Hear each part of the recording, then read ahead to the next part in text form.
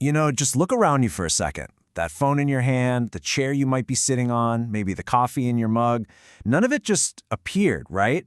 It all took this incredible, really complex journey to get to you. It's a journey that's happening all around us, all the time, but it's mostly invisible. And that's exactly what we're going to pull back the curtain on today. We are diving deep into that journey. We're going to explore the hidden world of distribution logistics. This is the invisible but absolutely essential system that, and I'm not exaggerating here, powers our entire global economy. All right, so here's our game plan. We're going to start with the big picture. What even is logistics? Then we'll follow a product's journey from the raw materials all the way to your front door. After that, we'll get into the golden rules that make it all work. And finally, we'll see who's actually in charge of this massive global dance. So, first things first, what is distribution logistics? Well, think of it this way. It is the engine that keeps the whole world of commerce running. Seriously, without it, store shelves would be empty, and those online orders you just placed, they'd never show up. It's that critical. Here's the official breakdown, and it's actually pretty insightful. Logistics is the part of the supply chain that plans, implements, and controls how things move. The most important words there are plans and controls. See, it's not just about chucking boxes on a truck and hoping for the best. It's the master strategy behind every single movement, making sure everything flows efficiently from a factory somewhere all the way to you, the consumer. Now, to really wrap your head around it, it helps to think of logistics as having two main directions. You've got inbound logistics, which is basically all about feeding the factory, getting all the raw materials and parts into the company. And then you have outbound logistics, which is about feeding the customer, getting those finished products out to all of us who buy them. So let's start with that first journey, the journey in. Right, so this part is all about gathering the ingredients. Before a company can make anything, it has to get all the necessary parts and resources. That, in a nutshell, is inbound logistics.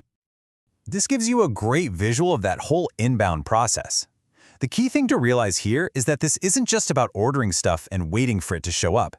It's this carefully choreographed sequence of events, all designed to feed the engine of production without a single hiccup. Let's break down what those activities actually are. Let's use an example to make this super clear. Imagine a company that makes furniture. First, they've got to handle sourcing and procurement. That means finding and buying the best wood, paint, and screws. Then they have to nail supplier selection. After that comes inbound transportation, actually getting those materials to the factory. Once they arrive, they have to be received and checked for quality. And finally, material handling makes sure all those bits and pieces get to the right spot on the factory floor, ready to become a chair or a table. Okay, so the factory has its materials, it's worked its magic, and now there's a beautiful sofa sitting there. Now what? It can't just sit in the factory, right? This is where the whole second half of the journey kicks off, getting that sofa out of the factory and into someone's living room. And that is all about outbound logistics.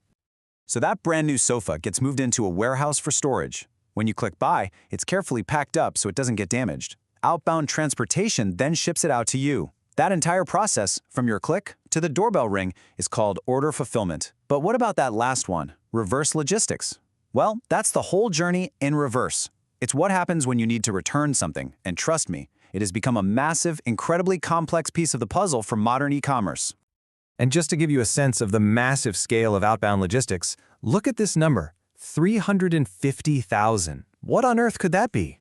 That's the number of places, from tiny little kiosks to small corner shops, that Nokia uses to sell its phones in rural areas of developing countries. Just think about that for a second. Imagine the sheer, mind-bending complexity of trying to supply 350,000 different locations, many of them super remote. That is a phenomenal feat of outbound logistics. So with all this complexity, how does anyone even know if they're doing a good job? Well, it turns out there's this guiding principle in the world of logistics, often called the 7 golden rules. And it really defines the ultimate goal of the whole operation. This is the mantra.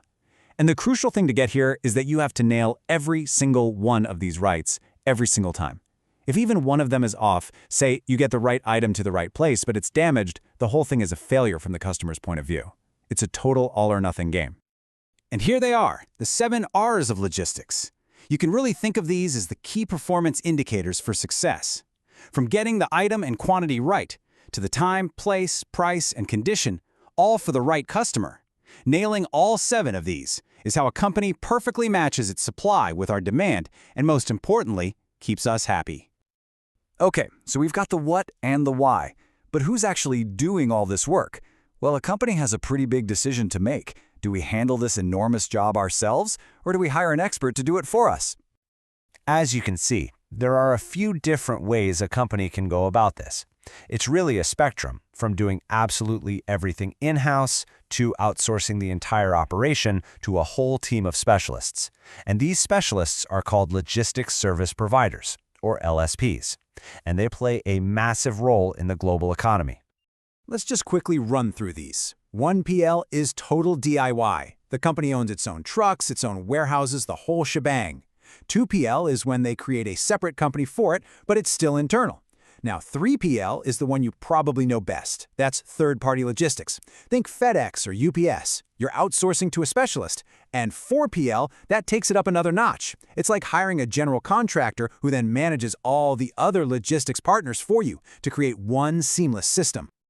So from raw materials crossing oceans to a package landing on your doorstep, logistics is this invisible but vital system that connects our entire world.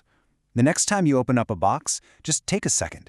Think about that incredible, coordinated journey it took to get to you, and the thousands of people who made sure you got the right item in the right quantity at exactly the right time.